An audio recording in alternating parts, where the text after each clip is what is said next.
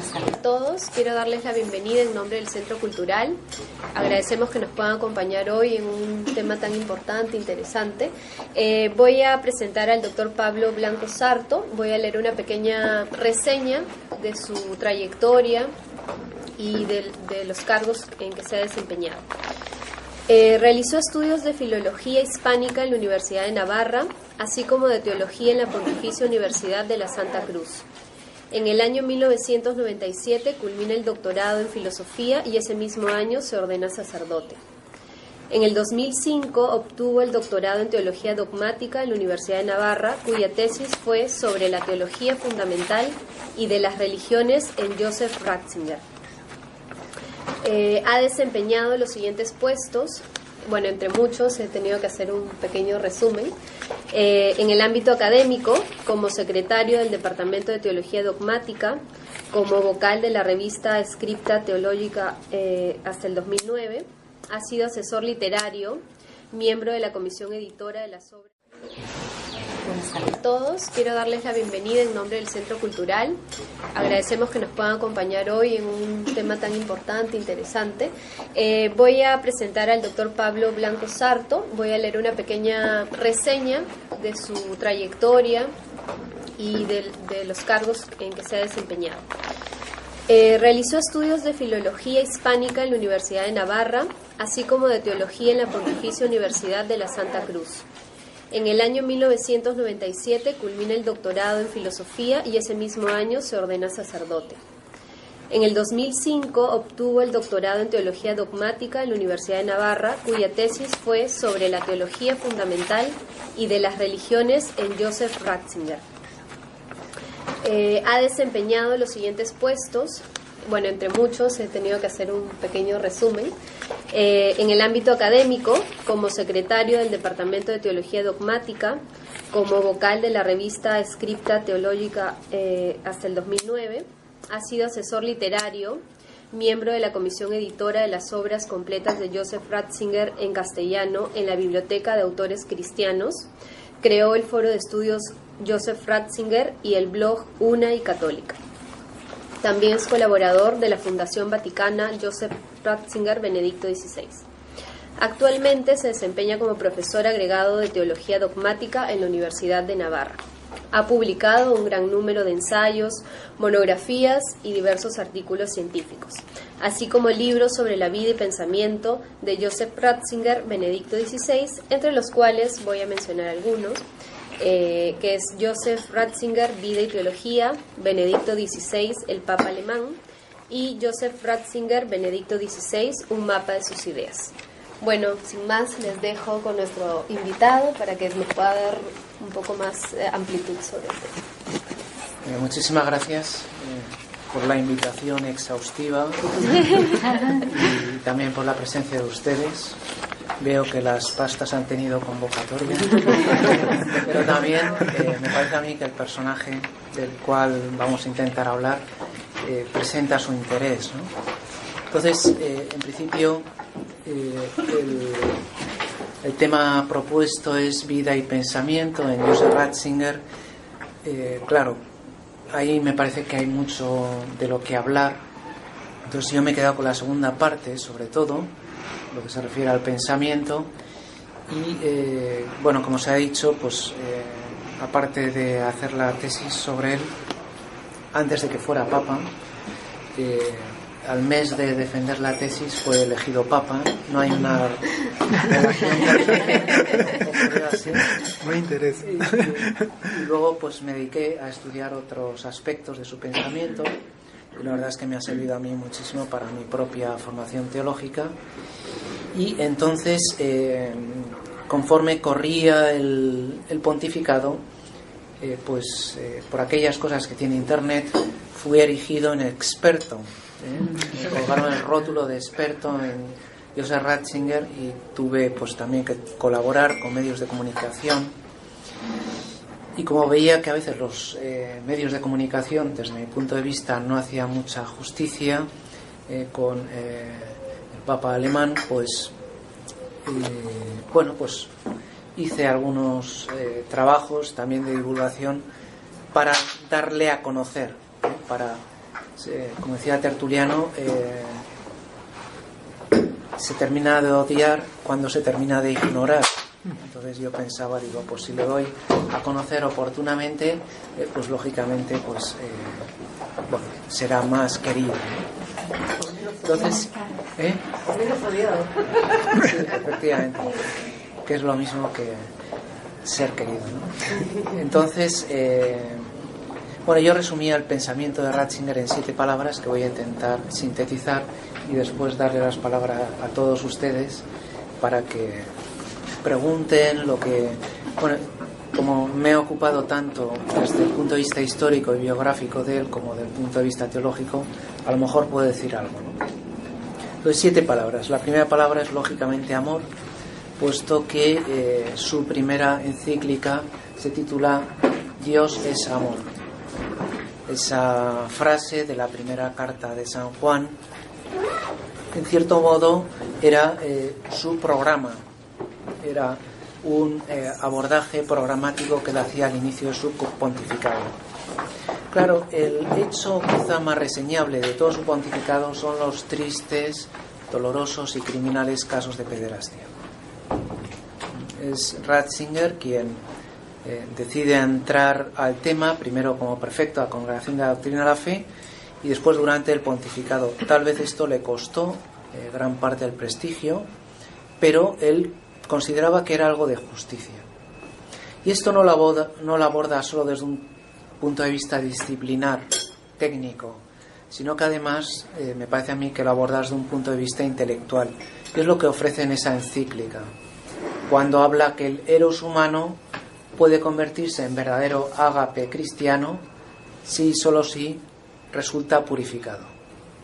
La imagen que se suele poner es la del oro, que se hace para conseguir oro de mucha pureza, oro de muchos quilates, pues se somete a altas temperaturas de tal manera que las impurezas se van quemando, la arenilla, la tierra disuelta, y al final el oro no se quema porque la temperatura de combustión es superior, y al final lo que queda es oro muy puro, oro de muchos quilates. Con el corazón humano pasa algo parecido. Y por eso, explica el Papa Benedicto XVI, nuestro corazón ha de pasar por esa purificación que a veces llega por el dolor, por esas circunstancias que a lo mejor nos hacen sufrir, pero que también mejoran nuestro amor. De tal manera que él establece eso, esa gradación entre eros, ágape, y después en la cumbre estaría la santidad, porque la santidad no es otra cosa que la plenitud del amor. Bien, la segunda palabra pues es razón. Siempre se ha dicho que es el Papa de la razón. No se considera él un místico, se considera muy, muy racional, y es bien conocido el diálogo que mantiene con Jürgen Habermas, en el cual acuerdan ambos que razón y religión pueden curarse de sus respectivas patologías, enfermedades.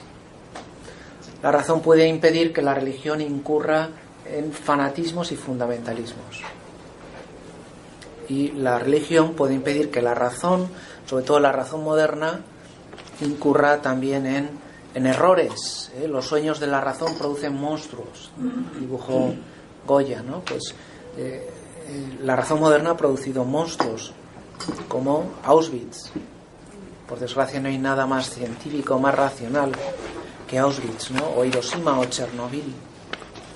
Entonces, en este sentido, el Papa Benedicto XVI no se quedaba simplemente en una propuesta, pues digamos, antisistema o puramente reivindicativa, sino que proponía una nueva razón. El discurso Ratisbona, que no era precisamente sobre el Islam, como señalaba alguien aquí ayer, ¿no? Sino que es eso precisamente sobre el decurso, el recorrido, la razón moderna, el pensamiento alemán. Y hace ahí un repaso.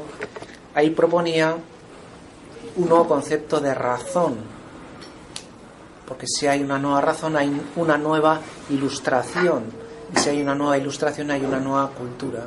Entonces esa razón, como recordarán, es la razón ampliada, no una razón cerrada, puramente matemática, puramente calculadora, como puede ser a veces la razón moderna, sino una razón abierta. ¿Abierta a qué? Pues abierta, por ejemplo, a la ética, que también tiene una dimensión cognoscitiva, o el arte. El arte también tiene una capacidad de conocimiento al mundo de los sentimientos y, por supuesto, también al mundo de la religión. Entonces, con esa propuesta, Ratzinger, o el Papa Ratzinger, con gran decisión, con cierta temeridad a lo mejor, propone también una nueva cultura. En este sentido se podría decir que es un Papa postmoderno, en el sentido que propone una nueva. Bien, la tercera palabra yo creo que es fácil, es adoración. Se da cuenta de que lo que mueve la Iglesia es esa oración. Y a veces nosotros pensamos pues que lo que mueve la Iglesia pues son montones de dinero, o el capital humano, o los eventos que se puedan organizar. Para Ratzinger, lo que mueve realmente la Iglesia es ese núcleo íntimo de adoración. O sea, cómo efectivamente pues necesitamos. Él dice que la crisis de la Iglesia es el descuido de la liturgia, y cómo la Eucaristía está en el centro, hace la Iglesia, había dicho Juan Pablo II, ¿no? En ese sentido suele contar una anécdota histórica de la conversión del Rus, como el príncipe Vladimiro de Kiev tenía que escoger una religión para su reino. Entonces hizo una especie de concurso, ¿no? Un casting, diríamos ahora, ¿no? Entonces mandó a sus legados primero a Bulgaria, donde estaban los musulmanes. Los legados vieron rezar a los musulmanes y dijeron, muy bien, muy bien. Después los mandó a Alemania. Los vio celebrar, que ahí celebran muy bien, con gran dignidad. Y dijo, pues mejor todavía, ¿no? Y al final los mandó a Constantinopla. Entonces el emperador los recibió con todos los honores, les llevó a la catedral, a la basílica de Santa Sofía, ahí con sus bóvedas inmensas, con sus cantos, con incienso, y aquellos legados se quedaron extasiados y dijeron, aquello era el cielo y la tierra. Desde aquel entonces, cuenta la leyenda, el Rus entró a formar parte del cristianismo, se convirtió al cristianismo. Para Ratzinger, la liturgia no es un mero adorno, es el núcleo íntimo, lo que edifica, ¿no? Y es lo que puede realmente cambiar la Iglesia desde dentro, es el núcleo íntimo de adoración. Pues razón, adoración, creación es otra palabra importante, ¿no? Para Ratzinger, la creación es un dogma olvidado. A veces hablamos mucho de la salvación, que efectivamente necesitamos, pero nos olvidamos del principio. En el principio Dios creó. Entonces él, incluso cuando estaba de arzobispo en Múnich, tiene un ciclo de homilías sobre la creación. Hay dos grandes temas, uno es el anterior, la Eucaristía, y el otro la creación, porque para él no es simplemente el ecologismo una cuestión ideológica o algo que adorne los programas políticos de los partidos, es algo realmente esencial, y él une ahí, por ejemplo, si recuerdan en la encíclica Deus Caritas Est, que presenta unida la ética individual, la ética social, la bioética, la ecología, lo que él llama ecología integral o ecología interior, porque en el origen, en el principio, hay algo que está ya marcado. Él lo suele explicar con el prólogo de San Juan, ¿no? El principio era el Logos. Logos ahí se escribe con mayúscula y se refiere al verbo, a la palabra eterna del Padre, la segunda persona de la Trinidad, ¿no? Después el versículo 3, todo fue hecho conforme a Él. Es decir, que toda la creación tiene la huella, la impronta del Logos. Y después el versículo 14, que haría referencia al anterior, el verbo se hizo carne. asumió nuestra naturaleza y por lo tanto también nuestra inteligencia resulta iluminada, porque Él ha asumido todo lo nuestro. Bueno, pues todo fue hecho conforme a Él. Es decir, las cosas tienen su sentido interior. Ayer venía uno de los asistentes a la sesión de ayer, estaba preocupado con la llamada ideología de género. Bueno, es una cuestión palpitante, que la tenemos ahí día sí día también en los medios de comunicación, pero aquí podemos citar al Papa Francisco y decir esa frase que él repite, ¿no? Dios perdona siempre.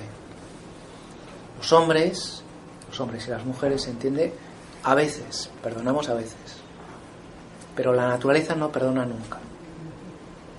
Salir en contra de la naturaleza no sale gratis, y en ese sentido, tarde o temprano, sin necesidad de ponernos nerviosos ni a lo mejor, no lo sé, eso ya cada uno que vea, ¿no? Pero plantar batallas que a lo mejor no corresponden y que a veces dan más argumentos al contrario, o sí, no lo sé, porque es una cuestión prudencial, estratégica y cada uno.